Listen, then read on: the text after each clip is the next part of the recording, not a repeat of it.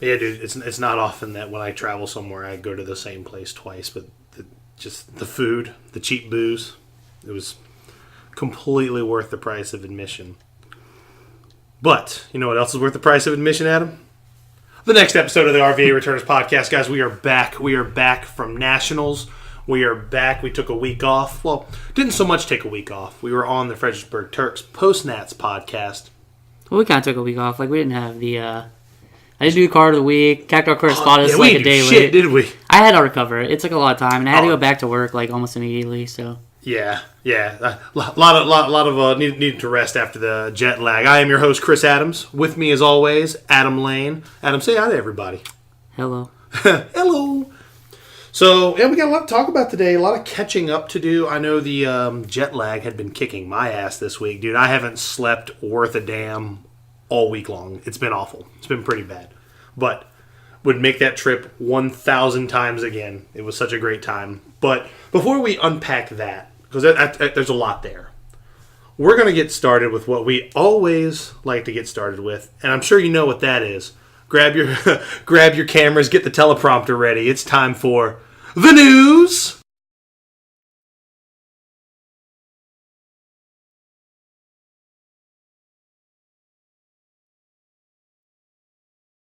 And that's the way the cookie crumbles. So, spoilers. Spoilers. yeah, so we're really far behind.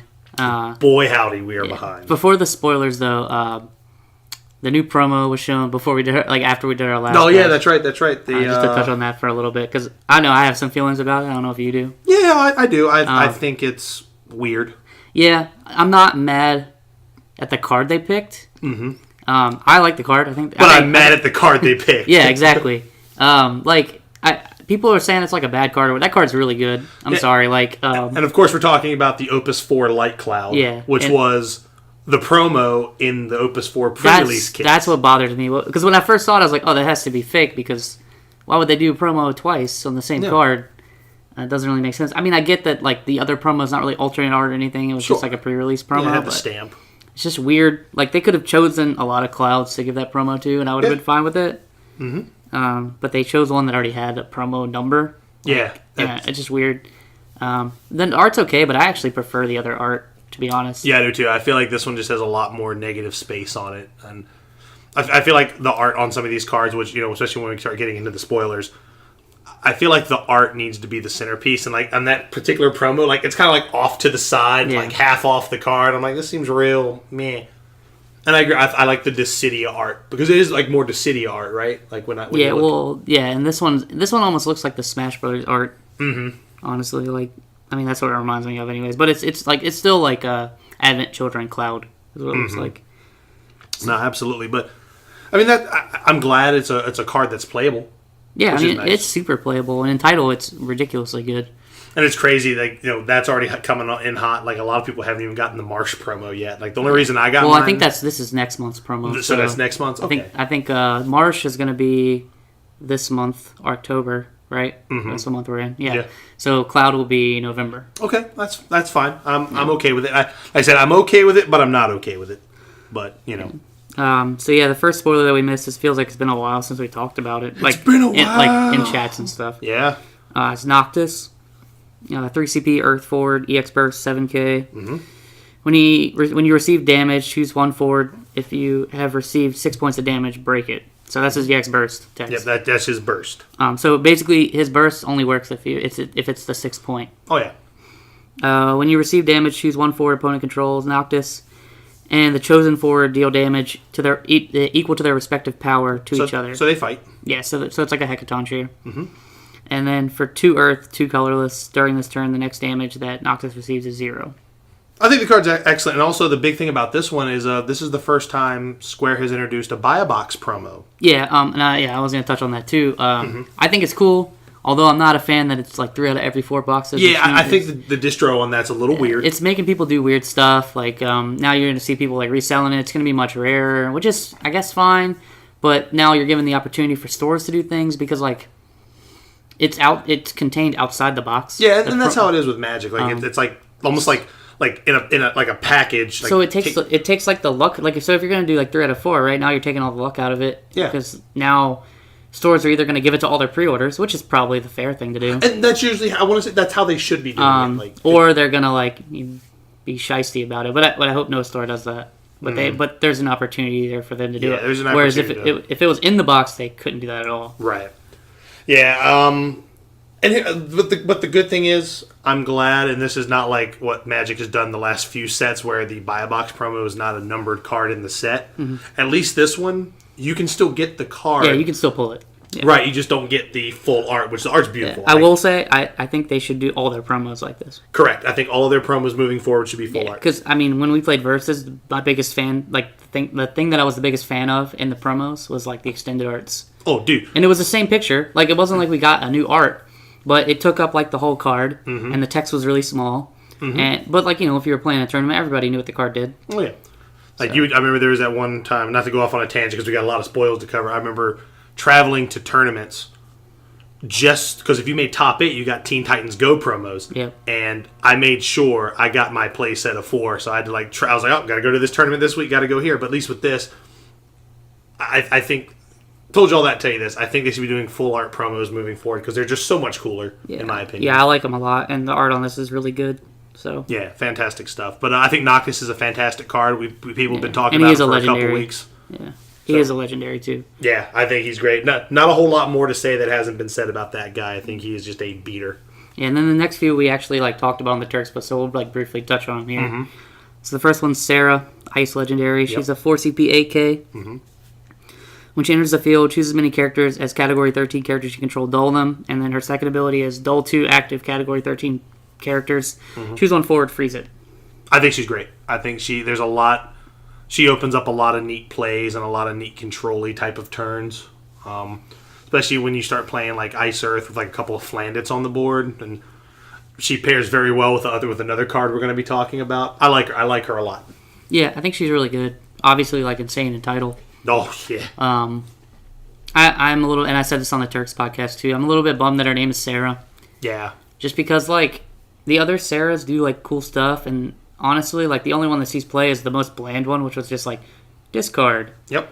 And now if this one's better than the other ones, it's just going to, like, push those other ones out. Yeah. Which I think are actually cool, like, cards that have cool archetypes with them. Mm-hmm. Because you got one that's, like, more... I mean, it's definitely going to push out the 2 CP, I guess, unless you're just playing a cheap 4, like for Turbo or something. Yeah. But I guess the Moogle one will still be fine. Yeah, because that one's like a whole different archetype, for sure. But yeah, I mean, I think she's a good card. I think there's a lot you can do with it, even in Standard. Yeah, I agree. And 13 cards are good. Mm-hmm. And I think they're really pushing Ice Lightning. Definitely. That's just the way I feel. So yeah, the next couple ones. The next one up is a Lightning card. Mm-hmm. 2 CP Zapped. He's a Waff. Mm-hmm. Job Ramu. He's a monster in all situations. Mm-hmm. So this is the first card that has like multiple types, I guess. Yep. And then when he's put from the field into the break zone, you may search for one card named Ramu, add it to your hand, and he's a 4,000 power. His exit ability is like really amazing. That's about it. Yeah, I mean it's interesting. He makes me more interested to see the other, because I'm sure that other colors are going to get a card like this that like are counted as monsters as well. And normally I would say he'd be really neat with Gal, but in a deck with Gal, you're not running summons, so like his exit ability, you're not really going to use. Yeah, unless it pushes something different. Yeah, I mean, but also like the next card too is pushing like Waffle monsters, so maybe. Mm-hmm. I don't know. I mean, he's an Al Cid target too, I guess. That is true. But he also opens himself up to both removals. Which kind of sucks, and he loses the kind of invulnerability that typical monsters get because he's always a forward and a monster. Yeah, it's true. So it's interesting. Mm-hmm. The next one is Rain. She's a 3 CP 6K EX Burst. Mm-hmm. When she enters the field, search for one category Wolf monster, add it to your hand. Category Wolf monsters you control gain plus 1,000 power. Mm-hmm. Again, have to see more. I know I said the exact same thing on the Turks cast. I think this card, there's nothing but upside to this card. We just got to see what else they make. Yeah, I need to see more. I am worried that like they're not going to be able to print enough in this set to make her worth it. Yeah, and she's a heroic, I believe, right? I think so, yeah. Yeah, so that's one you're going to hold on to just to see what they make. And like, the card might not be good coming out of Opus 7, but just I'd be surprised if she's strong coming out of Opus 7, but maybe it's something to keep looking at. Yeah, for as sure. sets come out. For sure. The next one is 5 CP water forward. It's Styx. Like the band. Yeah, just like the band. Renegade, you know. Yes. Yes. 8,000 power. Or actually, I guess she's water. It's more like I'm sailing away, right? Oh my God. You stop it right now. You stop that right now. So when she enters the field, choose on forward your opponent controls. If the cost to play her was only paid with water, return her to their owner's hand. And then she has an S for S2 water tap. Until end of turn, all forwards your opponent's control lose 5,000 power. And you can only use this if you've received 5 points of damage or more. Man, I think she'd be okay if she didn't have that super prohibitive part of her S ability. I think she'd be playable, but the problem is in water, like there's kind of a hierarchy there for 5 drops in water, right? Like there is clearly one person on top of that mountain, and that's Cloud of Darkness. Yeah. And then behind that, you start looking at like maybe Cecil, maybe. Yeah, and then, or like Ozma, like Cecil, Ozma are like the two you kind of see, but like it's like Cloud of Darkness I guess up here. I'd probably put Steiner ahead of them too. Oh yeah, Steiner. Yeah, I forgot. Like Steiner's another 5 drop, but I don't even think she comes close. And like if her S ability wasn't prohibitive like that, like to make you have 5 damage, then I could see the argument. Yeah, I guess if you think about it though, if you're playing her in mono water, she's a Leviathan on her card when you're playing mono. Mm-hmm. So like. That's worth like 3 CP, I guess. Could also be good, maybe like as like a 2 of, maybe in like a mono water monsters build, because now it does give you like a summon effect without having to play. It was like the same reason we played Chime, right? Except you have to bounce your opponent's forward, which isn't super great right now. Right, so maybe I was looking at that kind of narrow. I mean, I still think it's too slow. Mm-hmm. The last part does combo very well with Cognazzo, but it's like expensive. Yeah, and chances are, if I'm at 5 points of damage, that's not really what I'm looking to do at that point in the game. Yeah, and then it's prohibited by the fact that you have to be at 5 or 6 because otherwise you're dead. So yeah, pretty much exactly. So the window is very small there. Yeah. So not great. Which I mean, Noctis has that too, but Noctis has the other stuff going on like all the time. So right, exactly. Yeah, I don't know. Yeah, I think she's too slow. That's my initial opinion. Exactly. So next up is Saz. He's a 4 CP fire backup EX burst when he enters the field. Search for 1 fire summon, add it to your hand. Do you like Breyer's vanilla ice cream? Because I know I sure as hell do. I feel like I've heard this before, right? Yeah, dude, this card's fine. Like, it lets you search for something, which is never bad. Like, an X burst that lets you search for something is never bad, right? Right. But it's not doing anything else. Like, I really wish it gave you something else. For 4 CP, I'd almost rather just spend the other 2 CP, play K-Tuna, get something and cast it. Now all the rest of my summons are better. Sure, yeah. But I'm not saying that card is bad. I'm just, again, as with most fire cards, they just they give it like nothing. Like here's just words on your card. You're lucky you get that. You know what I mean? Damn, that's pretty cool. It's true. That's what it so feels like. With the K-Tuna argument, at least, K-Tuna is limited by the cost. Sure. And this isn't. So this can search Phoenix. Which is, I think, the ideal target. Yeah, which I think the only reason you're running Saz is if you're running, like, Phoenixes. Oh, correct. Absolutely correct. Everything else is, like, meh. Because, like, if you really want to search Bahamut, you could play Fang. Yep. Or Caius, I'm sorry. Yeah. Fang just makes it cheaper. Mm-hmm. And so the only other expensive summon that you want to search that K-Tuna can't grab you is Phoenix. Yeah. So, I mean, to me, that's, like, really all he's grabbing. Yeah. Which... So maybe he's a good backup in, like, those, like... Phoenix decks like with Urion J and stuff like that. Or if you're getting real loose and you're playing like the 20 Ifrit deck. I saw that kind of on stream today. Yeah. That Fire Lightning deck had I want to say 6 or 7 Ifrits in it, so it might work in there, but I don't know. I doubt it. Well, he had no backup, so probably not. So there we go. Well, there we go. So we'll just move right along. Yeah. So I mean, I think he has some uses, but he's definitely super vanilla, and I don't expect to see him a lot. It's true. So, so next up is another fire card. 4 CP Aegis. He's a Warrior of Light, 8K. Job Warrior Light forward you control other than Aegis gain Brave. And when he enters the field, you may play 1 forward of cost 2 from your hand onto the field. I think that's a good fire card. I think that's a fantastic fire card. Especially with the job is super relevant. And you could almost get away with playing like mono fire. You know how like Opus 5, Opus 6, you could play mono Earth Warrior Light and get away with it? I think you can play mono Fire Warrior Light and get away with it because you have that guy, you have Soul, you can still play Light Warrior of Light, and you have Luneth. Yep. So And giving all those guys Brave naturally just seems good. Yeah, I think in more along the lines of buffs, like what Spencer was playing at Soldier. Yeah. Like the Fire, Earth, Warrior of Light. Yeah, I think you could play Mono Fire, Warrior of Light. I just feel like you're losing too much. Oh, yeah, you're losing the oh shit button, you're losing good summons, and you're losing Wool, and Ingus. Like, yeah, I think he's a good fire card. Yeah, I think he's good, and I think he's also pretty decent outside of... he's good in Fire X decks, too, because the 2-drop isn't color restricted, which is neat. So you can do some like crazy stuff. Whether or not that's going to be good, I don't know. But he pairs well with like Godot. Yeah, absolutely. That could be interesting. What, the old Godot that you play that, Godot, then... No, just the haste one that buffs 2-drops. Yeah, that's true, too. Well, that, too. I mean, you could also go 4CP, 2CP, 2CP for 4CP. I mean, you gotta have the cards in your hand, but you can do it. Yeah. I was mainly looking at the 4CP, though, just to kind of keep shitting out 2-drops. Yep. Problem is Shadow Lord sees a lot of play right now, so if you're playing a deck that's like really focused on 2CP, that's might have a rough time. Yeah, that's true. That is very true. But I do like the card. I think it's good. Yeah, I agree. Next up is Zezat. He's a 4CP Earth forward, AK, Dawn Warrior. Yeah. He has 4 abilities. So for Earth, he gains plus 2,000 power to end a turn. For Earth Ice, choose a dull 4, deal it 4k. For Earth Wind, choose 1 4, choose 1 4, activate it. And then for Earth Lightning, choose 1 active 4, deal it 4k.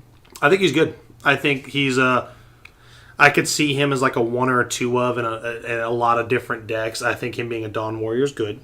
I think the Earth Ice and probably the Earth Lightning are the 2 most relevant. But I think he's fine. I think he's a fine card. Yeah, I think he's decent. I think the way Curtis said it on Turks is he's a poor man's Wool. Oh, yeah. I think that's kind of accurate. So maybe this is like a good budget thing for people that don't have Wool to play in like Earth Wind decks or something. Yeah, because Wool's still an expensive card, and he's probably not going to come down anytime soon. I'd probably say he's like closer on the weak side just because like having 2 separate abilities or 2 separate elements on one ability, it means you have to have the backups out. You can't really pitch for it unless you want to pitch 2 cards for that. Which seems real bad. Feels terrible. All the abilities aren't bad, but neither is Gilgamesh, right? Like, Gilgamesh has a card where it's just 1 CP for each, and it's not like those abilities are bad either. Yep. But you don't see that card. Exactly. The only reason it got played in Golbez was because it was named Gilgamesh. Exactly. So, like, I mean, I think he's decent. I just don't foresee him seeing too much play, even, like, with Galuf and Kelger. Yeah, I agree. Because, like, I just want to play that. Oh, yeah. Dude, like old Kelgar with new Galuf says, get wrecked. They were getting ranched. I don't need another Dawn Warrior. Like, that's good enough for me. Yeah, that's true. But maybe, like, I guess if you need, like, a 3rd one for some reason. Yeah, I don't know. Why not? But, yeah, I mean, he's not bad, but I don't think he's going to see too much play. Yeah. So, next up, we got the first Dark card, I believe, although we're going to show both. Yeah. Yeah, this is the Dark Heroic. Yeah, he's a 3 CP AK Galdus, Crystal Chronicles, so you can tutor him through Epitaph. Yep. When he's put from the field into the break zone, select one of the 3 following. Your opponent randomly discards a card from their hand. Choose 1 monster in your break zone, put it in your hand. Choose 1 forward, it loses 5,000 power until end of turn. I don't think he's bad. Again, being a dark card, he's competing in a crowded space, but obviously I think the big thing there is the random discard. Man, again, like we know from Magic cards, anything that makes you discard at random can be pretty brutal. Yeah, it can be bad. So, I mean, my initial thoughts is that it's like, he's over curve, and I know this is going to sound weird, but he's like slow. Yeah, he's very slow because he has to die. Yeah, he has to die. Granted, he's 1 CP over curve, but would you play like a 3? I mean, I guess you're going to get value out of him eventually, but would you just play a 3 CP AK Dark guy? No, and he does have a lot of upside, and I think he could be a really neat piece in some decks. But I agree with what you're saying with him being slow. I think there's just better dark cards you can choose and that's the thing. from. Like, if you draw him, like, when you really need that top deck, yeah, especially like say you're playing against Turbo, like now he's just like doing nothing except sitting in your hand and you're staring at him because you're pissed that it's not a card you can discard for CP. Exactly. Exactly. We've all been there. That's for sure. Yeah, so. And then, I mean, you don't want to run multiple of them too. That's the other thing. Like, no. So. He's a one of fun of. So maybe, and we could be wrong, maybe, but we'll see. I don't think he's another one of those cards. Like, I don't think he's bad. It takes a lot for a card to be bad in this game for me. Yeah. It's just in like a competitive deck. I don't know if I want to put him in there. It's like a card slot. I agree with that. Yeah. Next up is Kamari. He's a 6 CP water forward 9K. Cost required to play Kamari onto the field is reduced by 1 for each Job Guardian you control. Job Guardians other than Kamari you control cannot be chosen by your opponent's abilities. Category 10 characters other than Kamari you control cannot be chosen by your opponent's summons. That card's good. Does he say he could be reduced to 0 technically? Yes. Which is really good. I think the fact that you could... It's like Cloud, it's like Lightning, and I feel like there's one other one. Oh, Titus. Okay. Yeah, they can all be reduced to 0 technically. Nice. But you have to have 6 things out. However, those cards say forwards, don't right? count backups. Yeah, and this one does. Yeah. I think this card's really, really good. I think it's I think he's amazing in 10 title. I think that guy breaks 10 title. It gives you a different title to play because right now I think everybody's playing Gold Wings. Oh yeah, it's Gold Wings or bust right now for sure. So the only Guardian you're really playing is like Titus. Yeah. Well, at least here now you have a new, or you could just throw him into the YRP one because you have to kill him to like he's just an extra layer of protection because all the Category 10 guys can't be targeted by summons. Yeah. Man, that's a rough time for tactics. That's for sure. Yeah. So I think he's good. I think he's a great card. No, I think he's good. They're obviously trying to push like Fire, Water, some kind of Guardian deck. So we'll see like what else they show. They've shown one other one that we haven't talked about yet, but I do like again, and I know I said this back in Opus 5 and like near the end of Opus 4. They're really focusing on like a lot of tribal synergies here, or category or tribal synergies, and I really, or I should say, because they're two different things. I like that they're doing that. There's a lot of flavor wins happening here, and I'm okay with that. Yeah, so. I think he's pretty solid. Yeah, I agree. I'm interested to see what people do with them. Yeah, for sure. Next up is Snow. He's a 4 CP ice backup. When a forward you control attacks, choose one forward your opponent controls, deal it. Short and sweet, straight to the point. Yep. So, hey, remember that card we looked at before, Kamari? Hey, imagine if he also said, hey, dull a guy when he attacks. Hey, remember that Aegis we showed earlier that lets a 2-drop come into play? Imagine if he said, oh, yeah, when he attacks, dull a guy. Yeah, I think the card scares me. Yeah. We talked about this a lot on the Turks podcast, too. I am worried that it might be, like, too good. But there are counters to it. Oh, there's a lot of hard counters to it, for sure. I think it's busted, but it's not like I'm like gonna call for like a ban immediately. You know what I'm saying? Like there are obvious things that you can already see with the card that are gonna be like really dumb. And in my opinion, Vice Kings is gonna be the deck that abuses it the most. Yep. Just because now all their small forwards are gonna be able to dull stuff. Yep. And then like you said before, and you party attack with Layla and 2 Vikings. All right, we're gonna dull those 3 things, and that could sometimes just be enough to win. The one I'm really scared about, too, is the Lock Genesis party attack. All right, we're going to party attack, dull those 2, and guess what? Now you're probably discarding 2. My biggest fear is if Turbo can run it. Now, I don't know for sure. I want to say that... I mean, they're going to try it at first, at least. Well, sure. Like I said, if you're on the draw, you play that, play the 5-drop Sephiroth. That's your hand. They're discarding 2, and whatever forward they play, unless it's like something that can't be targeted by ability. So say they respond and they play Zidane. Still doesn't matter because it's not going to kill Sephiroth because he has first strike. Sure.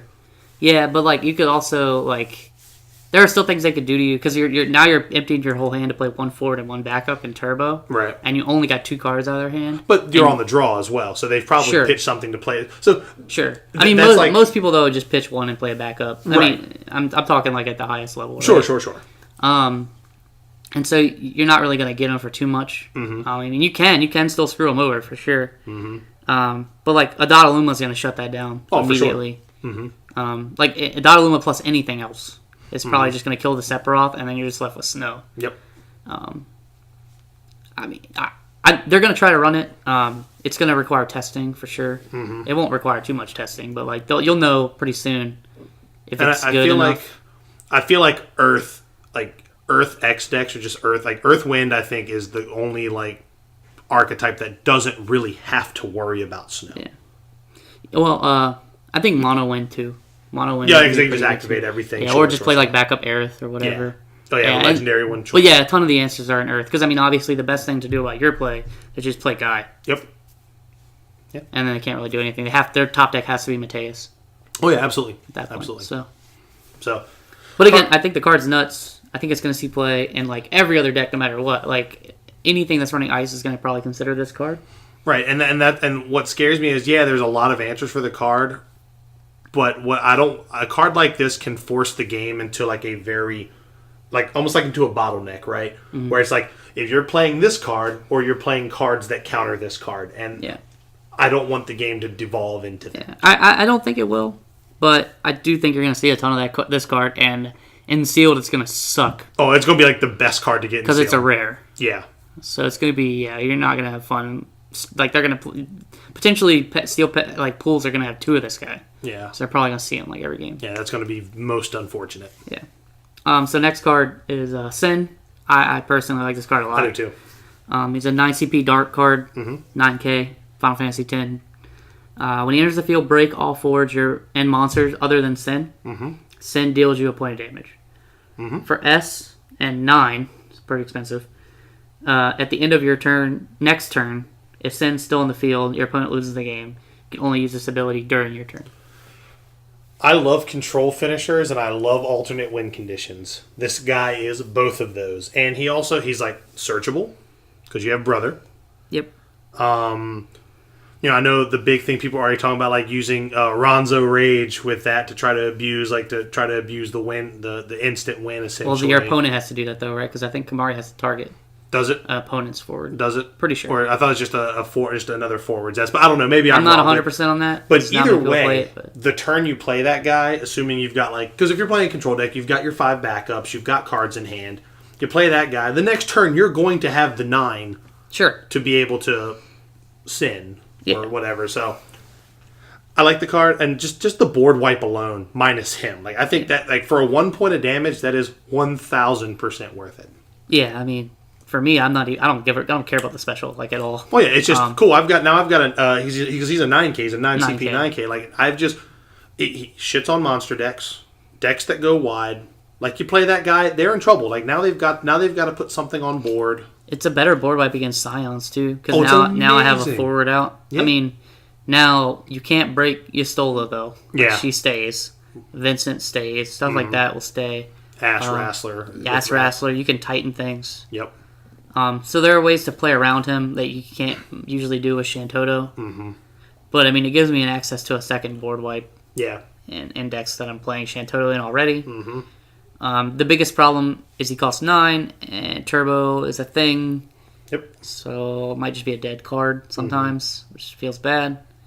I like it a lot, though, as a control player. Like, I'm definitely going to try to put this guy in probably a lot of decks and try it out. And if I can make the S consistent, great. But if I can't, I think the card's still going to be good. Yeah, I agree. I agree with that. I think this will see play 100%. We literally were like, oh, no one will play Nidhogg. It's a 9 CP. Boy, were we wrong. And now we've shown that a 9 CP forward can be played. So yeah, I definitely said that too about Nidhogg. And the reason I said that was because of how the meta was at the time. And I knew Layla was going to be good. I didn't know she was going to be as good as she is now. And now you just have so many cards in your hand where it's just like, yeah, cool, I'll pay 9. Whereas this guy, I'll pay 9 for that all the time. Because also, too, if you've got Vikings on the board, you're going to reap the benefits of losing those Vikings. For sure. In those decks, yeah, you can 100% slam it in. I'm just saying, in decks, say you... I tried to play Nidhogg and Earth Wind. I tested it out. It didn't feel good because, you have to spend so much CP to play Nidhogg, and then, it probably goes off, but now you just have a guy there. Maybe you got a really good card out of their hand, and maybe you killed something. Yep. But, you have Dot Lumen stuff. It just kills stuff anyways. Yep. But this is, kill everything. Yeah. So, I'm all about that. It's a hard reset that's just really just in your advantage. It's fantastic. I think it's fantastic. Yeah, it's pretty interesting. Like I said, I like it a lot. I don't want to beat that in too hard. So then there was a bunch of cards that were shown in a magazine that people translated. So these translations aren't 100% official. Yeah. I will say that now. There's one card in particular that people are still unsure about, and we'll talk about it based on how I have it, but then I'll also say that it might be another way. All right, so next up we got an Evoker forward. I think it's the first one that we've seen. It's a 3 CP fire forward, 7K, standard unit. When it enters the field, choose one forward opponent controls. If the cost to play Evoker was paid in part with Lightning CP, dole that forward. I think the card's fine. I'm liking this cycle of double color standard units. So I think this one's fine. It's I wish it either did some kind of being fire and lightning. I wish instead of dulling something, I wish it burned something. Yeah. But well, it's fine. Yeah, I mean, I don't know. Is burning really better than dulling? Sometimes Well, it depends. I guess Doling if you're something for the going like game. if you're going hasty, yeah, sure, I can see that. But yeah, I mean, I think it's okay. I don't think it's like anything to write home about, but Yeah, it's fine. It's a good combo. decent. Good sealed card. yeah, for sure. Next is the ice version of like the discard monsters. Yeah. So it's a 2 CP ice monster goblin. Put him in the break zone. Search for one monster, add it to your hand. So he's a monster tutor. Sure, which is So fine. I think that's actually pretty cool. Yeah. Discard him. Choose one dull forward. Deal it 3,000 damage. You can only use this ability when goblins in your hand. Yeah, I think that card's fine. Too slow for turbo, obviously. Oh yeah. Yeah, which the only monster tutor. Although, is it too slow? Would Well, you not pay 2 CP to search for Gesper? Well, maybe because people right now are using Amaro. Like, there's some builds that Yeah, because use you get a body Amaro. though. But I mean, Yeah. you do get a body with Umaro. Yeah. And you're paying 4 more. So yeah, I mean, is it too slow though? Maybe not. Yeah. Maybe not. Yeah, I don't know. The second And Gesper. what does the second ability do? Deal a dull forward 3,000 3K, damage? yeah. Man, that would be really good in the mirror match too, I would think. Yeah. They start swinging in with Argaths and Snows, and you're just like, boop, take a seat. And this is assuming like Gesper stays because like a lot of people are calling for that ban. They don't. Tangent time. I don't think they need to ban the card. They just need to errata it where it says tap. It needs to be tap, discard a card. Your opponent discards a card. Like, you need to not that. What makes it so good So is I when think- you can use it without having cards. I think that makes the card just bad though. I don't disagree that like rebalances the card and makes it way worse. But to me, like that makes Gesper terrible. And then he just doesn't see play anymore. So if that's the case, then like, it sorts itself out naturally. but then just ban him, right? That's what I'm like. All I'm saying, like maybe like if something comes down the road where you have like a format where you're just allowed to play whatever, you can come back. Well, I don't know if it makes it. It just makes double Gesper worse, like, right? Because you still have one Gesper out and you're doing that. That's still fine. But you can't do it on the empty hand, which is what everybody's doing. Right, and that's what makes the card broken. Yeah. Like, that's what makes the card broken. I think if you just I think if you wanted to errata him, and I'll end the tangent on this because I don't want to go too far off because we still got to talk about Nats. If you just made him unique, No, that'd be fine too. I think you'd That'd be be fine. fine too. And I think it would still be good if you did that because then you can still do the thing, and one Gesper is still really strong. There's just never a potential for double Gesper, and triple Agreed. Gesper is always overkill. So Agreed. yeah, okay, so yeah, I mean, Yeah, card's playable. I think a card may actually be fine. I may be eating my own words. so I mean, my big thing with this is like play with Mira or something like that in a monster deck. Maybe you can run like 3-color monsters with ice in it, and now you got Mira discounting your monsters. You play this for 1. Play Gesper for 1. I mean, I guess you could. Or play whatever for 1. Yeah, but yeah, I was probably looking at like most other stuff. But yeah, I mean, I like the card a lot. I can do a lot. I think I'm going to try to do a lot with it for sure. Next up is Al Hamlin. I don't know. That's Sounds probably great. terrible. He's a 2 CP backup wind. Choose one forward, or dull him. Choose one forward. Deal it 2K. You can only use this ability while you control Chelinka or Yuri. Dull him. Deal 2,000 to all forwards your opponent controls. You can only use this ability if you control Chelinka and Yuri. I think that card's okay, like especially if you're going to be running like Chelinka and Yuri and like a Wind Lightning kind of pingy deck. I think card could be real good because Yuri himself can do damage to stuff and Yeah, I mean, obviously, if it's in like one deck, so, Right. But you know, in the right deck. Well, obviously it is the one deck is the right deck for it, right? So I think the card's fine. Next up, pretty short, sweet, and straight to the point, but I like this card too. Carbuncle. It's a 2 CP Earth backup. Has back attack. Beautiful. That is the best turn 0 play. It's like they play their backup pass. You're all right. Boom. I'm gonna play mine. Now I get to play my turn 1. Like that card a lot. So I'm interested to see because I know people will try this in Earthwind. Now you go in the play, right? When your opponent like passes or whatever, you play this. Next turn you play Simi Star Sybil for 5. Yeah. And you have 3 backups. Yep. That seems really good to me. Card seems real okay. I mean, obviously that's like the God hand. Like you're probably not going to get that all the time, but like just the potential to have that seems really good. I like games with turn 0 plays. Remember in Versus the surprise assault The turn triple, 0 like play. triple and quad surprise attack. That's what I'm saying. Like then, the fact that this kind of just gives you something to do on like your opponent's like turn 0. But you know, Scarmaglione does the same thing. But like this, I think this helps you build. Yeah. So I think card's fine. I think absolutely fine. So yeah, I like it too. Next up is Seymour. He's a 2 CP lightning backup EX burst. When he enters the field, search your deck for a summon, put on top of your deck. Now, this is one of the cards, too, that we're not sure if this has to tap or not to do its S, or if it's, Yeah. I want to say, by looking at the picture, that it does have tap, but it's hard for me to tell. It's kind of blurry. So it's S, lightning, possibly tap. Yes. If it's not tap, it's going to be really a lot better, I think. Reveal the top card of your deck. If it's a summon, you can summon it for free, pretty much. So if it's not tap, you can theoretically S the same turn you search for the summon and put it on top of your deck. Yeah. If it is tap, then you can't do that. So it's a lot worse, but you can maybe do things with like Ephemeral Summoner and stuff like that. I think that card's great. It's a 2 CP backup, which is never bad. It's an EX burst, which typically isn't bad. I think there's some neat plays it can have. Yeah. So I like that card a lot. And it costs 2. Yeah. It's a 2 CP backup. Yeah, it's the best. That's the best thing. Yeah. And there's another card named Seymour, too, if you really want like S fodder. Yeah. I guess, or whatever. And the other Seymour is still a great card. Yeah, he's good. Yeah, break a 3 cost for 4 and get a backup. Yeah. Seems real okay. Yeah, and then the next one is Dusk. He's a 3 CP water forward, 6,000. When he enters the field, if you control another Job Warrior of Light forward, draw a card.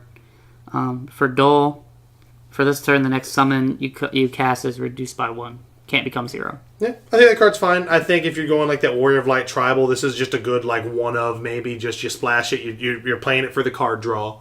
Yep. And it's a Warrior of Light. So if you got Aegis out, it's gonna have Brave. If you got Light Warrior of Light out, it's gonna be taking 2 less damage. If you have Ingus, Arc, Luneth, Refi out, it's gonna be a 7K. Like anything with the job Warrior of Light is not bad. It's just like the hardest part in that deck now is your numbers. Yep. It's going to be a tough deck to make, but it's definitely getting a lot of things. Oh, yeah, big time. Big time. So then the next set of these Japanese cards, we got Shantoto. She's a 2 CP Earth backup. For 1 colorless, choose an element other than light or dark. She becomes that element until end of turn. You can only use it once per turn. Yeah, card seems fine. Problem is, his name's Shantoto, and it's a backup. Yeah, I don't think it's going to see too much play. Yeah, not until we get to a point where they're going to rotate the other one out. Yep. But I think at that point, the forward starts seeing more play. But there's some utility there. Sure. Yeah, and then this is another one. The next one's another one that like we're not quite sure 100% what it does. Like we know what it does, but we're not sure exactly how it's worded. Okay. So it's Null. He's 6 CP, 6K. Okay. Yeah. So he's understated as hell. He has haste. When he enters the battlefield, gain 3,000 power. And then the second part of his ability, we're not sure if it's part of his ETB or just something that he always has. If it's something that he always has, I think he's going to be good. When he deals damage to your opponent, choose a forward they control, break it. So he's like Twilight Odin. Sure. If it's just an ETB and he gets 2 abilities and then he's just a vanilla 6 CP 6K, I think he's trash. But if he keeps the second ability, I think he might be pretty good. Yeah, especially with the snow running around. Yeah. Yeah, no, could be fine. Could absolutely be fine. Yeah, because I mean, otherwise I would just rather have Twilight Odin. Like if he's just Same. I mean, yeah, the haste will catch people off guard, I guess, but like that's it. So, The next one is Titus. When he enters, he's a 4 CP AK water forward. When he enters the field, choose a character you control, return it to its owner's hand. So you have to choose. Yeah. But it's any character. Okay, well, that's fine. That's fine. So it's like backups, monsters, all that stuff. But it has to be yours. Yeah. I mean, he's interesting. I think he's okay. Yeah. I guess he's He's like the best standard card named Titus. That's not Blitzace Titus. Yeah. I mean, and who doesn't love the outside art? of title? Right, and who doesn't love the art, right? Yeah. The plushy, chibi style art. Yeah, and then next up is and when I read this reminded me of like a Versus card too, because this is how Versus tutors typically work. So it's Meath. He's a 2 CP fire backup. I like this card a lot. So I'll say that. I'm going to preface what you're going to read with that. Yeah. When he enters the field, discard a card from your hand. Search for a forward of CP cost equal to the card you discarded from your deck and add it to your hand.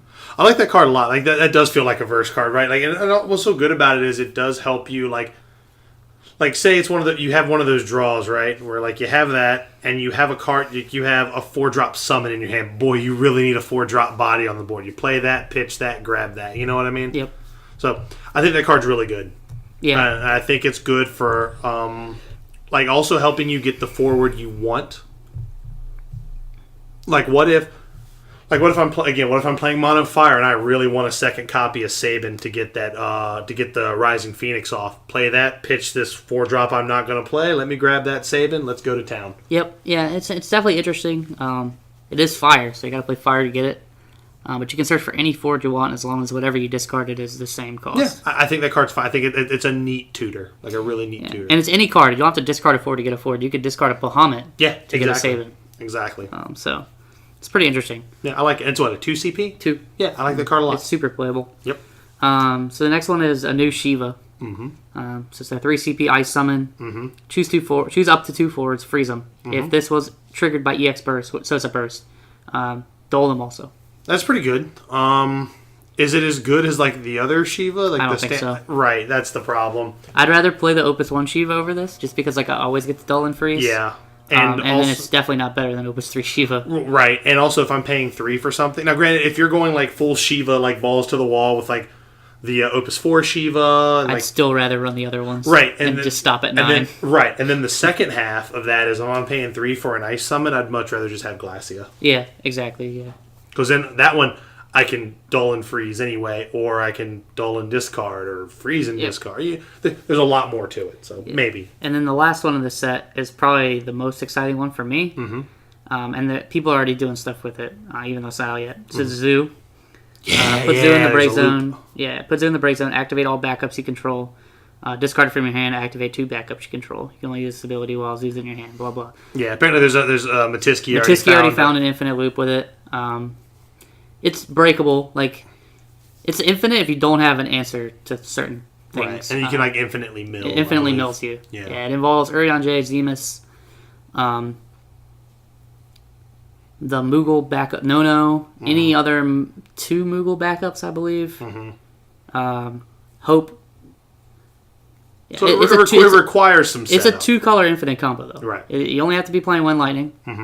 All the forwards that you're using aren't bad.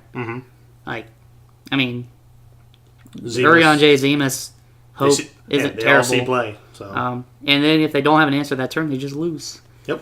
So, but yeah, all you gotta do is break something other than Urion J and stops the loop. Exactly. So, but it's neat. It's neat that that's actually a thing already. So I'm glad to see people like actually going to the lab and checking out these like these otherwise unassuming cards and doing pretty gross things with them. It'll definitely be something I'll probably mess with too. Because I had fun with the last one also, even though it wasn't like super competitive. Oh yeah. Yeah, so this has been going on for a while because we have a shit ton of spoilers. Yeah, I'm telling you, the news. This is the news does not stop. We're getting there though. So the next one's Orin. It's a 4 CP Fire Forward 8K Job Guardian. The category 10 forwards you control have Brave. Sure. Tap, choose 1 blocking forward. It gains plus 1,000 power to end a turn. God, could they have given this guy an S ability? Like how? Like I feel like this guy's like a Cyan but worse. Yeah, and Cyan doesn't see much play. Right, that's what I'm saying. I mean, but maybe if like that Kamari deck is good, right? That's maybe his job is what's making him. His job is going to be what makes him playable. Yeah, I think the issue with Cyan ended up being like fire wasn't the element a lot of people were playing with Final Fantasy VI, unless you're playing like fire ice. And even then you're running like other value forwards, so Cyan kind of gets the pushed to the side. Because believe me, I tried. He just wasn't good enough. Yeah. So maybe this sees play because they need it to like complete that 10 fire water deck. Yeah, but man, there's no reason he couldn't have had like an S ability in there, just something like because he had some really cool abilities in the game, and I think this would have been the chance to. I mean, I guess if you want to say something, he's the probably the best Orin they printed. Well, I mean, listen. Yeah, I mean, whatever that means. Yeah, even a broken clock is right twice a day. Am I right? Yeah. So then the next ones they spoiled were the 2 face cards on the starter deck. Yeah. So the first one is the Emperor. He's a 2 CP backup, EX Burst. When he enters the field, choose 1 forward opponent controls. If you've received 4 points of damage or more, dull and freeze it. For 1 ice, tap, discard 2 cards. Choose 1 dull forward, break it. You can only use this ability during your turn. So that's the Emperor. I want to like this card. I think it does some good things, but I feel like other cards just do it better. Now, if you're looking at him like in the terms of what's probably in the box, like in this self-contained box, it's probably pretty okay. But I think if you were to try to slap him into a constructed deck, outside of like a 2 title deck, I don't think he's that great, personally. Yeah, I think he's kind of average. Like, I'm only going to play him in a deck if somehow if I want to play something after I put my 3 Jills in or something, I guess. Exactly. But I also like Enema at that point, too, or Emina. Now, he does dull in freeze, though, but you have to be at 4 points of damage. Right, which, man, I hate all this, be it this X point of damage kind of thing, but it's a more complex card. You have to know when to use it. So, sure. Separates the chaff from the wheat, as we're fond of saying here. Yeah. Then the other card is Furion. He's a 2 CP Fire Forward EX Burst, 2,000 power. Mm-hmm. He's a big boy. Yeah, huge. Huge. God damn it. He is a warrior, though. I actually didn't notice that till just now. Okay. So. EX Burst. When he enters the field, choose one forward your opponent controls. Deal it 2,000 for each forward you control. Up to 3 forwards. Dude, okay. Look, it goes back to them. Can they give Fire like a good piece of burn? I get the argument that if they give red cards the right amount of burn, they just become overpowered. This guy's a 2K he's a 2 CP 2K, so he's not going to live past much. If you're going to cap him at 3 forwards, please let it be 3K. Or if it's going to be 2K, let it be up to 4 forwards, because both of them are just as difficult to get. You know what I mean? Yeah. I mean, I guess their logic was like it does about as much as like a Cloud of Darkness, but Cloud of Darkness costs 5 on an 8K body. But also, but I think in the contents of the box, like you play that thing combo, because I know Vivi's in the box, like Legendary Vivi. That's a fine little 1-2 punch. Yeah, I mean, you could also do, like, you could play him off the 4-drop guy we just talked about. Yeah. So he's automatically coming in for 4. Yeah, which I guess that's fine. That's true. There's a lot of things you could do with him. I don't think he's terrible. You could also get him back with Phoenix, which is another 4, possible 6K. Yeah. Okay, well. But I do think they should have probably capped it at 4. I think 4 would have been fine. Yeah. Well, like, let him deal 8K. Like, if you get that board, let him deal 8K. Well, it's actually kind of funny. The more we start thinking about other cards, he actually doesn't seem that bad. I think he's fine. Yeah, I'm prepared to eat a little bit of crow. A nice crow dinner on that one. The thing is, like, even when Zell came out, I was like, that card is fine. It's good. But, like... Why can't they have something good? Like, that's not going to make Fire all of a sudden start winning tournaments. Yeah. And if that's your goal, like, I feel like that should be a goal, right? Like, someone joked about, I think it was Nick Chanel, there were more dark cards in the top 31 decks than Fire cards. Yeah, that should tell you something. You know? Like, and Fire's a core element of the game. Yeah, exactly. With cards and like characters that people want to play in this game, but like it's almost like when it comes to Fire cards, they really hold back. Like, actually, correct me if I'm wrong. I'm pretty sure the only deck in the top 31 that ran Fire cards was Aaron, and he only had the Phoenixes. Yeah, that sounds about right. Correct me if I'm wrong. I mean, I might be wrong, but I think that's true. No, you might be right. Because I can't think of anything off the top of my head that had Fire in it. Yeah, so, like, they need something, and, like, it can't just be more of what they have. Like, Vivi is obviously a good card. Yeah. This is very similar to what Vivi does, just less, and costs 1 CP less. Right. But, like, Vivi's not killing everybody right now. I mean, it's a good card, but it's not, like... Yeah, it's not defining, it's not shaping anything. Sabin's a good card, but, like, where's that? Exactly. Godot's a good card. You don't see it. Yep. Like outside of like some of the Fire summons, you don't like red cards. You just don't see play, and that sucks. That sucks. But that's another topic for another time. Yeah. So I'll end the tangent there. The only other things to say about the starter cards they showed, that they showed 2 cards that we haven't seen before, but we don't know their texts, and that's a new 8 CP Golbez. Yep. And a new 2 CP Yustola. And there's also a Wind Cecil that does have EX Burst. Oh, so you can see that. You can see Cecil. So we knew the card existed, we just didn't see the EX. Yes. Yeah. There is a Wind Cecil with EX Burst. That's all. Like that's really all you can see. Yeah. So, and I'll be buying that starter deck just. Oh yeah, I already pre-ordered it. Shits and giggles. Yeah. Next card. So this is the last lighter dark card from the set. So this is it. Unless there's 3 in the set for some weird reason. You know what? Why not? The set's kind of jumped the shark already. Let's do it. So it's 2 CP Yuna. She has 6K. She has 2 abilities. So the first one is 0.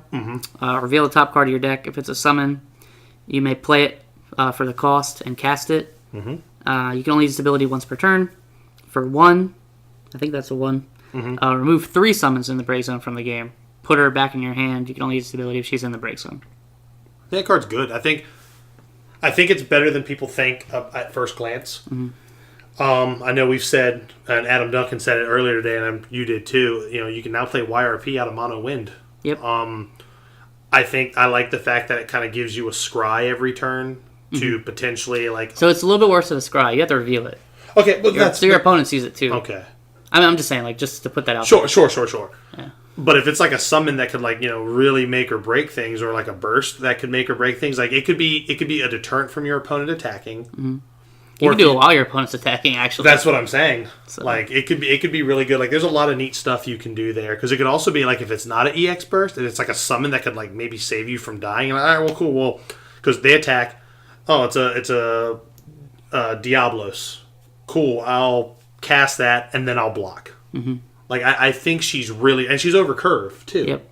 And you can bring her back. Yeah, I think she's good. I think she's real good. Yeah, I like her a lot. There's a lot of things you can do. I won't go too far in depth because we've already spent 50 minutes on these spoilers. Oh, lovely. Well, there's a lot to cover. But yeah, I like her a lot, and I'm definitely going to try to use her and index where I can. Sure. Next up, only got a couple more left, is Flan. It's Earth monster, 2 CP. Put Flan into the break zone, choose a forward. If your opponent doesn't pay 3, it can't attack or block this turn. Discard Flan, choose a blocking forward. It gains plus 1,000 power until end of turn. You can only use this ability if Flan's in your hand. Well, card's real good. The fact that it's named Flan and it's searchable by Ice Flan, you've just made the deck that Hunter played at Nats just got exponentially better. Yeah, you could literally run. The card doesn't matter. The text on this card is almost irrelevant. Doesn't matter. The fact that its name is Flan and it's yellow, which means you can just, you know what? I'm gonna tap Flan. Flan is becoming better as just a CP engine more than a discard engine. Yeah. So now you can just search that up, and now I've got Earth card to play that surprise Shantoto that was in my deck that you didn't see coming, or whatever. I think that card's real good. Yep. And I mean, just given some remember how good power ups were in Versus? Oh yeah. So, that's literally what that is. Just I mean that could be decent. Yeah. It's free. You could be tapped out, have one card in your hand. Yep. And they don't know. Now there's something that people have to play around, 1,000 power. Yeah. And that can make a difference. Sure can. Sure can. And then the last card is Eduardo. I'm not super aware of these characters. I just thought it was funny. Because at first I thought it was Edward. Yeah. But then people started posting the memes and he had with the glasses and the nose. Yeah. So yeah, he's a 5 CP forward, AK, a job bard. When job bard forwards you control attack, your opponent discards a card from their hand. Yo, so Hoshmail and the Bards, baby. Yeah. What was the name of Frank's doo-wop group on Always Sunny? Oh God, I don't remember. That's all I can think of. The killer bees, the honey bees, whatever they were called. Something like that. That's all I can think of. I know exactly what you're talking about. I can see them in my head, but I don't remember their name. But that's all. They all had leather jackets on. Yes, Hoshmail makes these guys and makes all your forwards a doo-wop group. It's great. You just make your opponent pitch their hand. Yeah, and the first person I saw that said that was James Lockwood. Actually, yeah. I was like, he linked it in our status too. He just put a picture of the card up. Yep. And I was like, yeah, that's pretty good. The card seems real cute. Don't really know what it's going to do beyond that. I think that's the best thing that you can do with the card that I can think of right now. Mm-hmm. But I don't think it's going to see much play. Yeah, no, it's an average ice card. But if you can get the Hoshmail train going, start singing, snapping your fingers and hitting the harmony.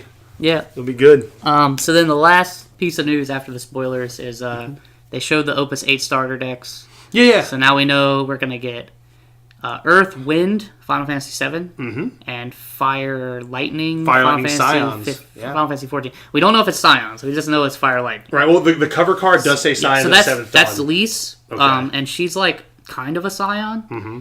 She usually in the newest expansion, which is where they show her. Yeah. She teams up with a lot of people that aren't Scions a lot of the time. So you might see cards in there that aren't Scions. Mm-hmm. But we know for a fact she is a Scion. I'd probably expect a Lightning Heian. Sure. And he's probably going to be a Samurai. Cool. That'd be cool. He probably won't be a Scion. And you might get some other... You might get a few Scions, but I wouldn't expect too much. I would expect a lot of Stormblood cards in this. Which isn't... There weren't too many Scions that were introduced in Stormblood. So... And I know someone said they've seen the Tifa text, but I don't know how real that is. And I don't know if that's the chapters version or what. Yeah. But I will say, playing Final Fantasy VII, I'm glad that maybe we're going to get a Sid Highwind that does something good. Yeah, please. Please, God. That maybe I can play in a title deck or something. Yeah. And we'll probably get like a new Yuffie too, I would imagine. Maybe a good Barrett, like a better, like people are kind of playing Barrett, but like I want like a good one. And also, hey, I know we've seen the Scion on the starter deck. What's the job on that Tifa in the starter? Martial artist. Excellent. Moving on. That's all the news we've got for today, everybody. So now we can actually like get to the real part of the podcast. Yeah, only an hour in. We're an hour in, boys. It's touch and go here at RVA Returners. Touch and go. But that just shows, we had a real busy last couple weeks. I mean, we had. That's what happens when you take a break. You get behind for sure. But I couldn't have had a better like downtime per se. We didn't really have any content, but where were we at, Adam? We were in Los Angeles. We were there for U.S. or North American Nationals. Yeah. What a wonderful, wonderful weekend hanging out with everybody.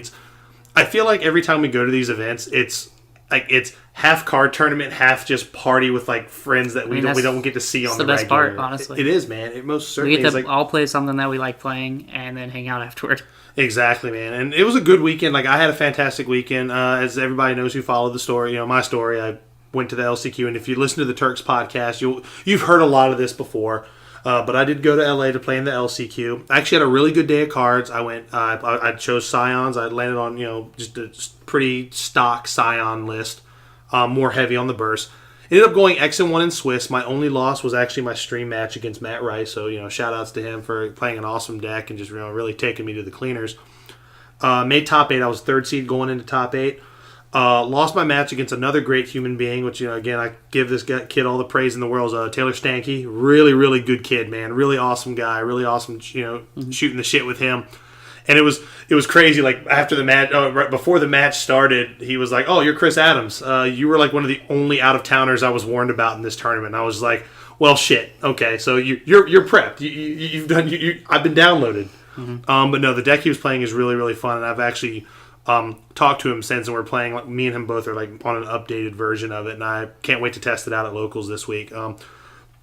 It sucked that I lost in top 8 when top 4 made it in. Again, we've talked about this already, but I'm not upset with the way I played. Again, here we are. Like, Mr. Consistency is what I can call myself. Like, I know I'll go into a tournament. I'm a shoe-in for the top cut.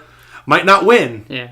But I know I'll get to the top cut, and then, didn't get to play Saturday. I don't know how much Office you've watched, but there's an episode where Dwight's, like, talking to the camera or whatever. And he's like, I had a dream last night where second was the best position, and silver medals were like gold medals. God, I would kill for that. I would kill for that. It's nothing to sneeze at, though. It's really hard to even get to that point. Yeah, it was a maxed out event. I want to say there was 60-some. 64. Yeah, making top 8 into 64. Going X and 1. And the thing is, though, it was brutal. Like, it wasn't like other Crystal Cups. It was a top 8 cut. And you played on the same day. Yeah, and like we were doing the math, like, because so.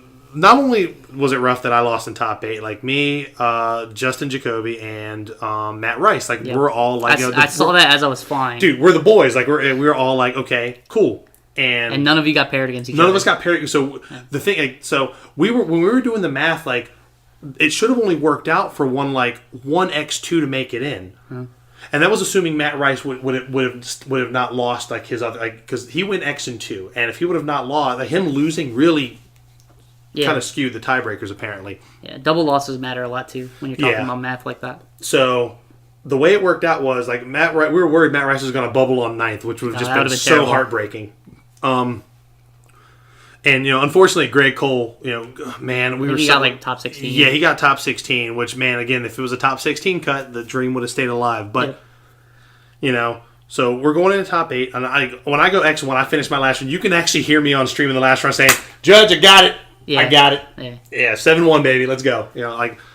I was just really excited because I knew I was in. At that point, I knew I was in. And when, they started going down the math, like, Justin was like, okay, Justin was like, I should be in at 8th. And I was like, I know I'm in. Like, I don't know what, I'm either 3, 4, or 5. Like, I'm in there. Yep. So, they announced top 8. I'm the 3rd seed. Justin is... Matt Rice is the 7th seed, and Justin Jacoby's the 8th seed. So we're like, holy shit. Not only are we all in top 8, we don't have to play each other. Like, we can all just win our matches, and we all get to play at Nats tomorrow. Like, the dream. The cavalry can make it in. But the best description I have of this, and everybody listening, follow me here. You ever seen the movie Glory? Mm-hmm. With Denzel, right? Yeah, with Denzel and Matthew Broderick and Carrie Elwes. Remember when they're storming the fort on the beach and like they're severely outgunned. They have they don't have the high ground. Like it is an uphill battle to get in this fort, and you think they're going to do it. They work their way in, but they get inside the fort. What are they met with? Just a barrage of cannon fire. The movie ends with pretty much them just getting just blasted by cannons and all pretty much dying. That was our top 8. We fought the uphill battle. We made it in. We powered through. Like, because the LCQ, like, there weren't bad players here. Like, it was a Crystal Cup. There were people that really wanted to play Saturday. So like all of my matches were good matches. I finally got to play against Vince and his teammate Michael. So I got to play against some like known players and actually had people who are good at the game. So this was not a walk in the park for anybody. But I was all business. I came in to slam. But we got the top 8.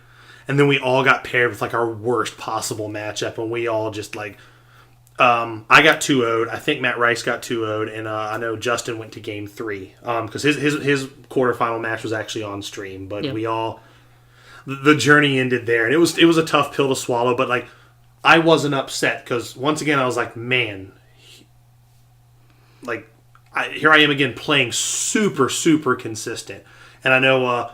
The Choker Bros podcast the other day, shout outs to Sam for the super kind words. And he was saying that, like, if there was a point system, you would I probably would have qualified. Rice would have been in 2. Yeah, Greg would have 100% been absolutely, dude. I think even Justin Jacoby went to enough events. Absolutely. We all would have been qualified multiple times over. Yeah. So, like, I'm not upset. I still had a great season. But also that meant I got to hang out and drink $3 margaritas the rest of the weekend. And boy, howdy, did I do it. But... we'll talk about like all the extracurricular stuff. You want to talk about your, tournament? I'll talk about it briefly. We talked about it on the Turks podcast too. I played Earth Wind. I thought the deck was really strong. Yeah. I still feel it's really strong that I played. I didn't want to play Turbo. It's just not my style of deck. I understand that it's really good and that it gives people a really good chance to win. And it basically makes a lot of your matchups a coin flip. Like nothing's worse than a coin flip, at least. It shits on some stuff, and nothing's worse than a 50-50. Oh, it feels bad. And that's really good in a card game, actually. Oh, yeah. So I settled on Earthwind. That was what I tested a lot of the last month going into the tournament. I was pretty settled that this is what I was playing. I just didn't know all 50 cards. Sure. I had a few pretty cool tech choices. I was really high on forward Maria. Yeah. She did a lot of work for me. Aerith was really good. That was actually Sam's idea to put in the deck, and that ended up being really good. Just having Aerith and Mog 12 or Mog 11 up at the same time is pretty dumb if you have a Mog in your hand. Yeah. Other than that, it was a pretty standard list. I do wish that I kept one Heroic Cecil in though. Every time I hit the Legend Cecil on damage, it was always like 1 point one too early. damage short or 2 damage short, it's always the or it worst. was the first point of damage. Like against Turbo, it was the first point of damage, and it was like and there was no snow. It was a thaumaturge. Oh. Yeah, and then one time against Cloud of Darkness, it was the 4th point of damage. Oh no, that's unfortunate. So I was like, that sucks. But that's not to say that when I played him, he wasn't good when I played him. I got dumpstered by Scions all day. I was 1-3 against him in 8 rounds of Swiss. I played him 4 times. And you also had to play against really. I played against Alistair, Canadian Scions player, first round. That was really close, but I ended up winning. He got Alistair too late. Oh, that sucks. Then I played against Arvin. EX Burst Scions. I knew it was Scion EX Burst because I'd heard other people talking about it, and it's Arvin, so I expect the EX Burst because that's what he likes to play. I would say turn 1 or turn 2. I think he got her at the discount actually. Oh wow. Then just kind of went to town. By the time I recovered and thought I had sold the board, I hit up a Stadio, and that was the wrap. Oh no. Then after that, I played against another Scion player. I don't remember the name, to be honest. Again, turn 1, Alex say, go to town. Yep. And then last round, I played against Azul, the very last round of the tournament. And then I think he had turn 2, Alice as well. But that match was also, it wasn't a blowout. It was pretty close. We went back and forth, trading stuff around.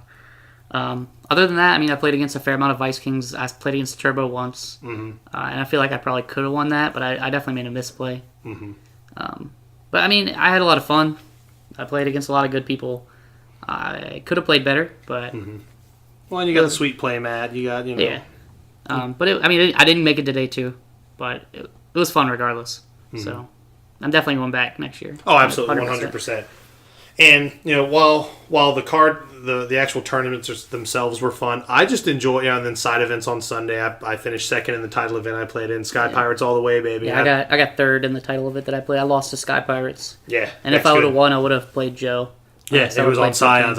It's funny. I don't mind playing against 14 unless they get out early. Yeah, Sky Pirates. It's hard for me to deal with Fran unless I have a summon. Exactly. To deal with her. The title's a lot of fun. Again, shameless plug. If you're not playing it, you need to be playing it. It's such a fun format. They also had standard side events, which is really cool. That's the first time I've seen them do that. They should do that more often. Just fire little pods of standard tournaments. Yeah, and I like the way they did the pods. I just don't think they had enough staff to. Yeah. I ended up waiting to play the second pod of title. I had to wait for a while for two people. To play. And I think the only reason it fired is because one of the people from the first pod lost in because it was single. Yeah. The pods. I think it was Curtis. I think it was Curtis. Yeah. I think he lost to end up losing to Joe. Yeah. Well, in the first pod, he lost to me. Yeah. And then he jumped in the next one. Yeah, and then Wolves Den was fun. As always, I was one of the last people on Wolves Den, so that was pretty cool. Yeah, I didn't even get a chance to play. Got the city of promos for that because the title tournaments were each 2 out of 3. So I pretty much stayed in that one title event pretty much the whole day. But and then what else? Oh, I guess they had the little break, and we did trivia, so I got some foils from that. That was pretty cool. Mm-hmm. The break wasn't that great, but at least they tried a little break. You say? It was 3 hours, but at least they did something, Yeah. I agree with that. Yeah. I agree because I know I sat outside pretty much hung out with Matt Rice that whole. I came outside and played for a little while too in the break. Me and Andy Carmona played for a little while. And then I got one of the trivia questions right. I was the only person to raise my hand in that question. I was surprised no one else knew it. Nice. Because I thought it was a pretty easy one. But people didn't know it. There were some other ones I didn't know. There was one Final Fantasy 9 one. Everybody raised their hand for it. I'm I have no idea the answer. It was what kind of greens do you feed to a chocobo? Or it was something. And I was it wasn't Gashel greens? No. Oh, really? It was something. Then I don't know. I don't know the answer. And then John Schreiner got the Final Fantasy 6 one. That man had his hand up before they finished the question. It was like Jeopardy, and Alex Trebek said the first word, and John already had the hand up. Dude, speaking of John Schreiner, man, hanging out with him and Dan most of the weekend, just chilling in their room, playing Street Fighter, and just well, that was fun. Yeah, I loved playing Street Fighter. Me and Andy probably played Street Fighter for an hour. Well, you did, and so that was a fun night. That was when so we got to hang out with also a new friend of the podcast, my man Levi from Colorado.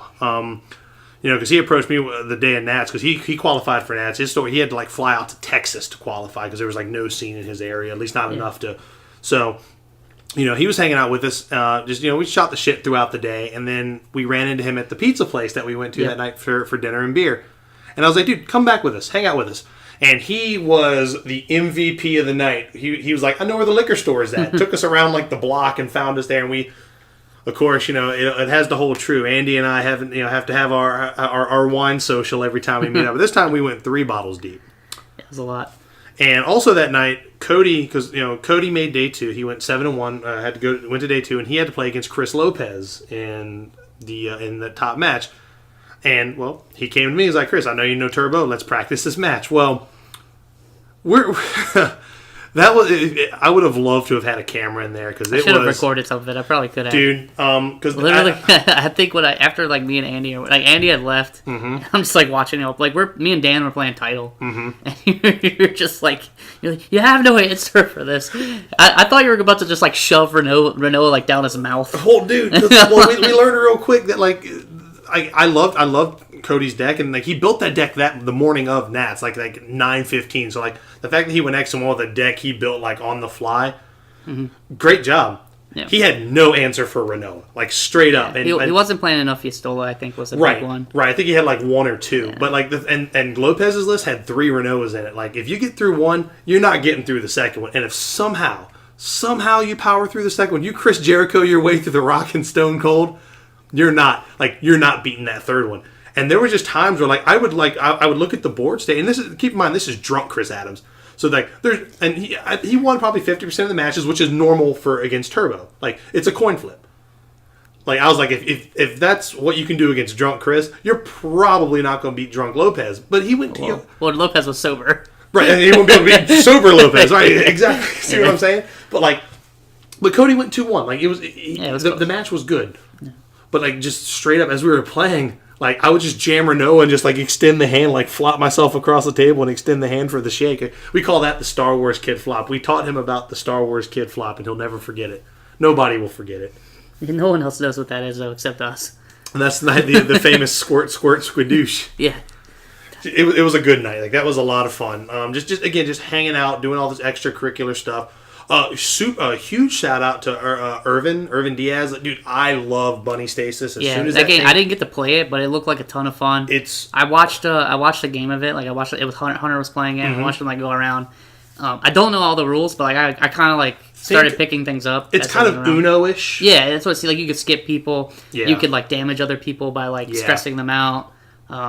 And then you could feed people to like heal them. Yeah, there's a lot. It's like Uno with like more politics, and it's a lot of fun. And as soon as it becomes, I know the Kickstarter's I already like the Facebook page. So as soon as the Kickstarter comes in, so highly recommend if you are in this community and you like good people and you like good games, man. It's so, and the fact that the more people you play with, the more fun it is because it gets like game one's usually pretty civil. Game two, it's like fuck you, you're cool. You have one of those one of those moments, and it's so much fun, and that was a great way to spend some downtime. I loved hanging out with Colin, Kevin, Nick, Zach. As soon as me and Steven got there the day before, and flew all the way across the country to eat at Denny's. Nice. But that's where Zach and all them were at, so we just hung out with them for most of the day until a lot of the other guys got there. And big shout outs to Okimoto, Brian Berkeley, Kyle McGinty, and you have to edit this part out. I cannot remember Okimoto's wife's name. Angelica. So we'll back that up. So also big shout outs to Matt Okimoto, Angelica Okimoto, Brian Berkeley, and Kyle McGinty letting me crash in their room the first night. A lot of fun. Love those guys, man. It's the first time I'd actually ever met Kyle. Real chill guy. Shame he had to peace out. I hope everything's okay. Yeah, it seemed like it is, but again, I don't know well enough. And hey, if you gotta go, you gotta go, man. Yep. No shame. Yeah, and then I guess speaking of that, we'll segue just to congratulate the people that did qualify. Yeah, we should probably mention who the North American team is, right? So the North American champion was Chris Lopez. Chris Lopez won. Turbo. Yep. Second place. Obviously, we're finding the build and practice a lot. Yeah, really good player. Never played a Final Fantasy game in his life, though. Oh, that hurts. No, I mean, it doesn't matter, because he's a really good card player. That's all we care about. If this game makes you want to play the games, that's even better. Oh, absolutely. So.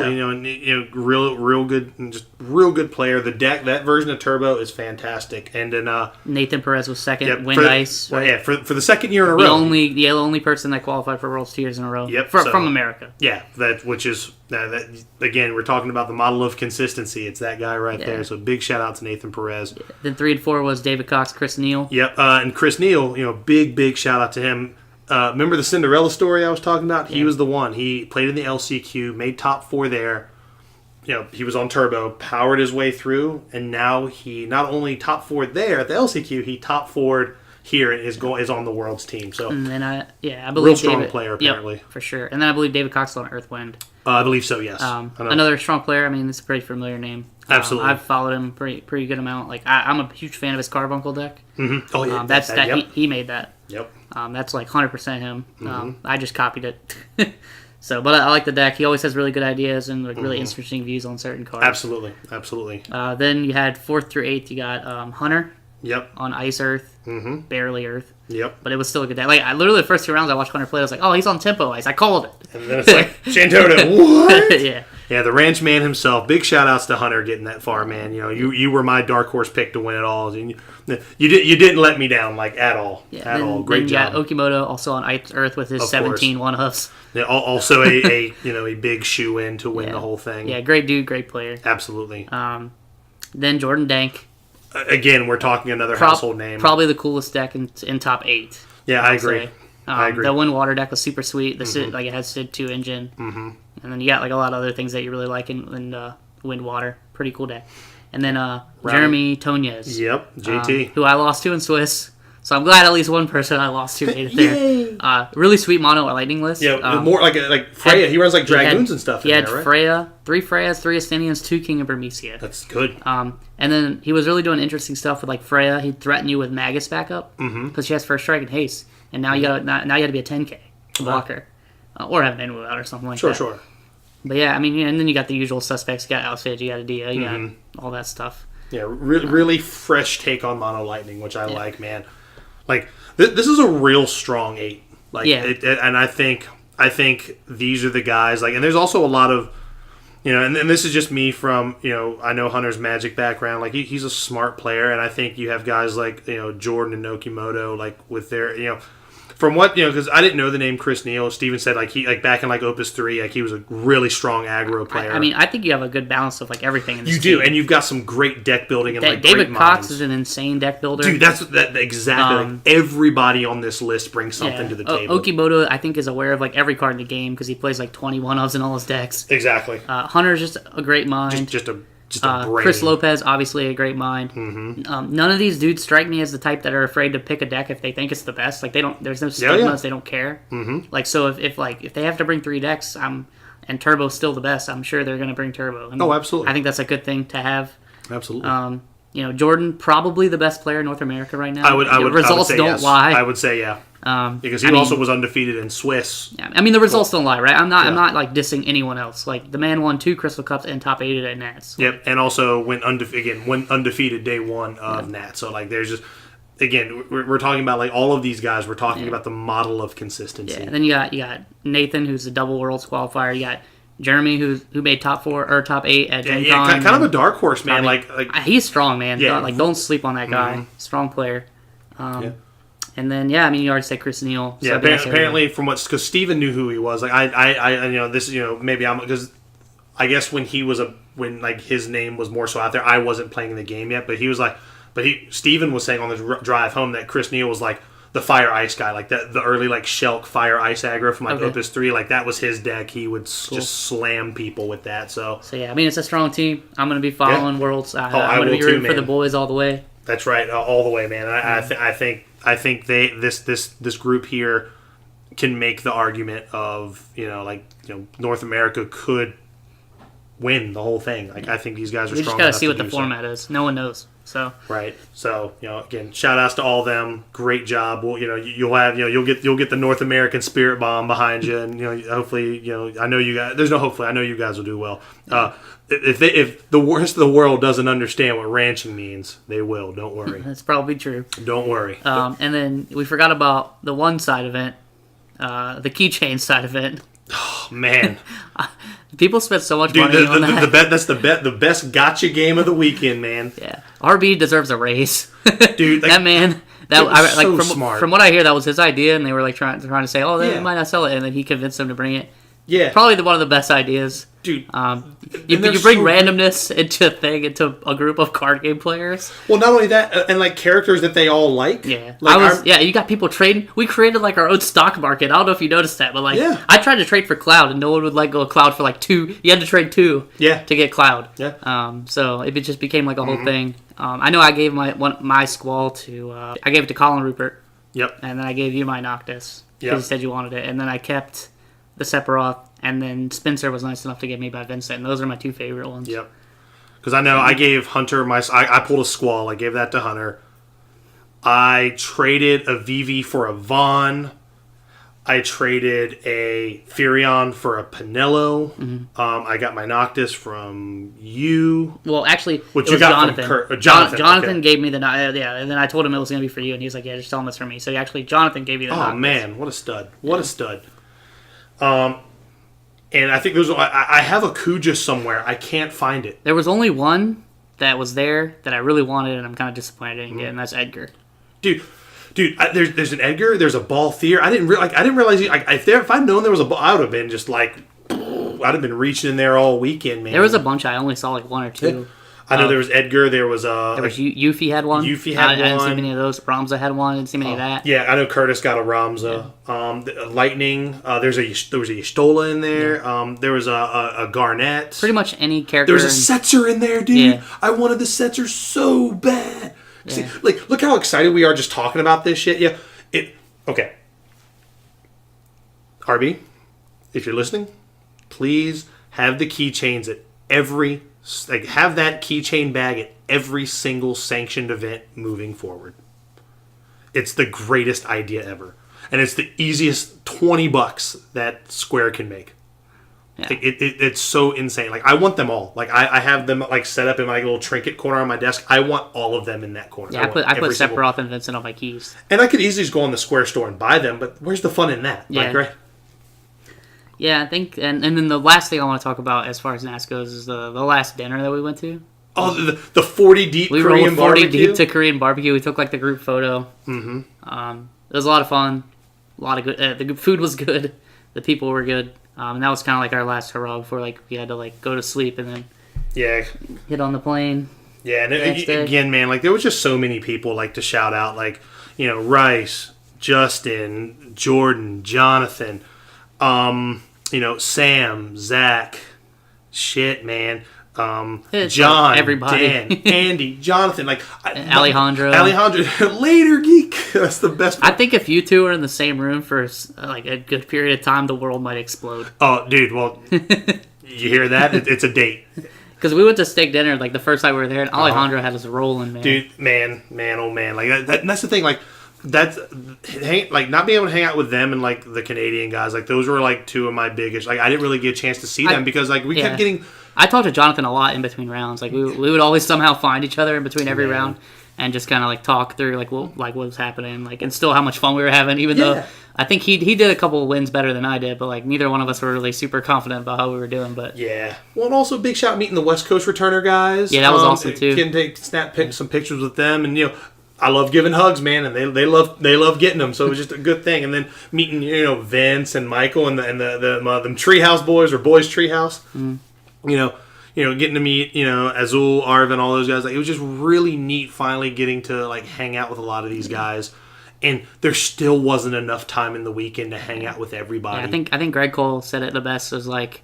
It's sad that like we need more events so that we can see everyone in the same place. Yes, like and I got to see Greg like maybe twice the whole weekend. Yeah, I talked to Greg for a little while, and then he like was like, "Yeah, we're gonna all go to Korean barbecue," so we all went. Yeah, I wasn't missing. Greg was at a different table than we were, so yeah. I mean, I talked to Greg for like a hot minute, not super long, but definitely wasn't long enough. I think the trick is next event, like it was really cool getting like to hang out with John and Dan.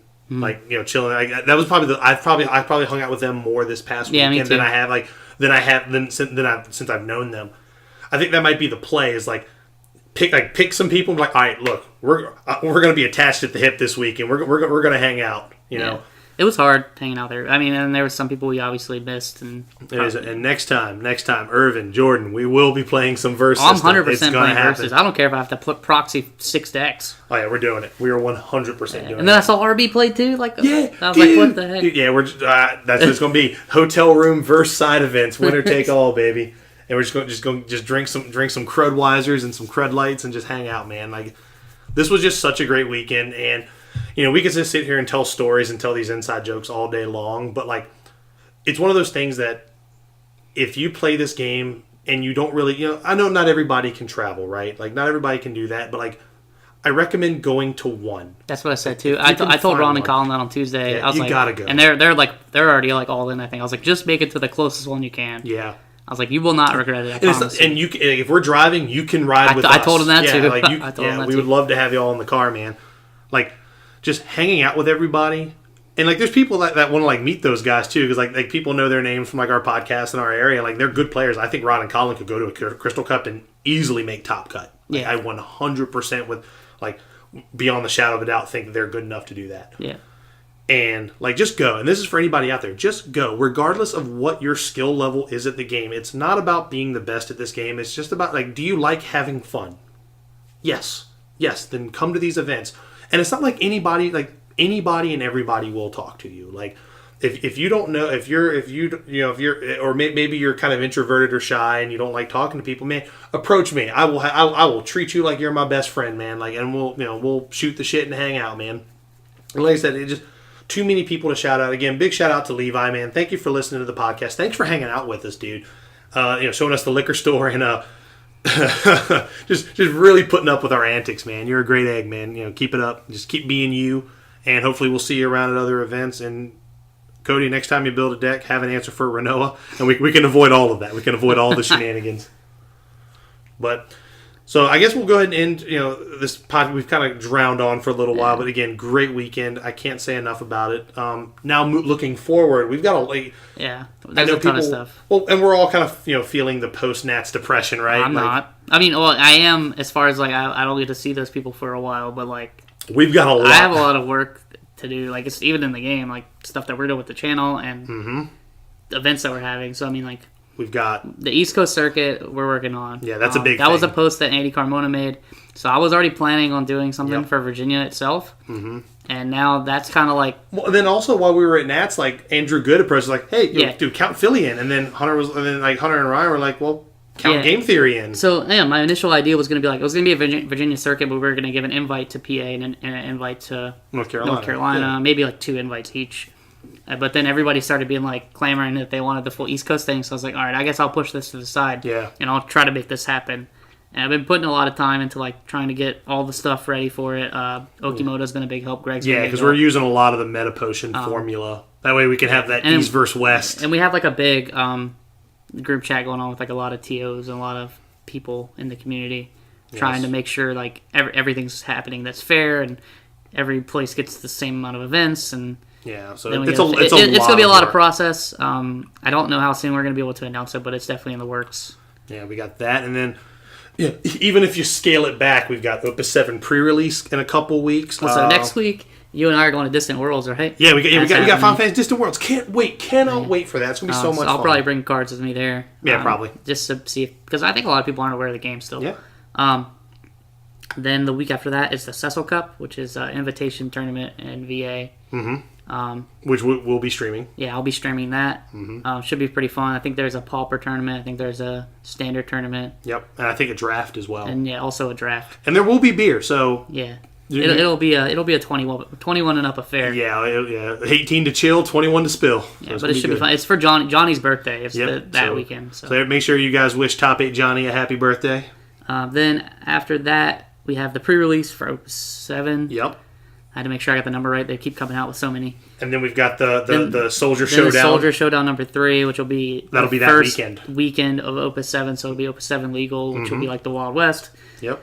And then the week after that is the Cauldron Cup. Yeah. I'm gonna try to make all these. By the way, like it's I'm gonna do what I can. But that should be a great event. That's run by Tej and YHP. Curtis and Steven are streaming, so that should be sweet. Yep. Then after that is I want to say there's like a Northern Virginia tournament that's going to happen. But I know Muhammad. Big shout outs to him, man. Yeah, actually, that's something. Let me say that right now. So Spencer, Muhammad, and Steven all made day 2 from VA. Yep. So big ups to them. They played their ass off. Weren't quite able to make it to like top 16 or top 8, but like day 2 is nothing to sneeze at. It was a hard tournament. And it was nice actually getting to hang out with those guys too, because outside of maybe a random tournament, I've very rarely got to hang out with Spencer. And this is the first time actually meeting Muhammad. Yep. Like in person. Yeah, so. I've played against him before. You've actually met him. You just don't remember. No, he was at YHP one week, and that was the game where him and Jason went to super time, right? Yeah. Okay, I have met Muhammad before, but we just didn't say. Yeah, you're right. Yep. You're right. And then the only other thing left before we cut off is James Lockwood announced the reunion. Yeah, that's in January. It's in January of next year. I'm gonna try my best to make it. Yeah. I want to make it. It's really bad, but it's gonna come down to work and even if I have to take a red eye there and a red eye back. I don't want to fly because it's a 14-hour drive. It just sounds terrible. Yeah, for sure. But yeah, I think that's it. Yeah. So there's a lot going on. So to be on the lookout, we said before, now that Nats is over, we can put a lot more time into the content. And when I say a lot more time, there's nothing we're testing for. Everything at this point for the rest of Opus 8 is all just casual, having fun. Yeah, I mean, I'm gonna start streaming Octagon more often too, and I think we're starting to play 14, right? As a group. Yeah. So I've been playing a lot, but I know y'all haven't played much. Yeah, I actually need to get my password and crap all updated and stuff because I don't remember any of that. Yeah, so we'll be streaming more just in general. Mm-hmm. And that's physical and Octagon, I think. At least I'm going to try. And then, the card of the week and stuff will be back next more week, deck too. techs. Yeah, so, and I'm, moving into a new apartment next weekend. So, it'll actually be moving. All right, well, we're going to take a break from this. We're going to see Distant Worlds, and then we're coming back. Yep. So, it's going to be a lot of fun. So, just, thanks for listening to this really long episode. Only an hour and a half, actually. Really? So, we really brought that together, didn't we? Hell yeah, man. But, again, great time at Nats. Can't say enough. Love this community. Love everybody.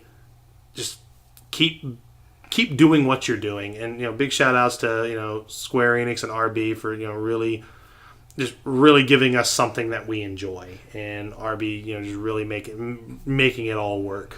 Yep. For us. So can't say enough good. So as always, thanks for listening. We're gonna go ahead and sign off, and next week we'll be talking more about Distant Worlds. Yep. Cool. See you later. Toodles. You can't handle this, Cody.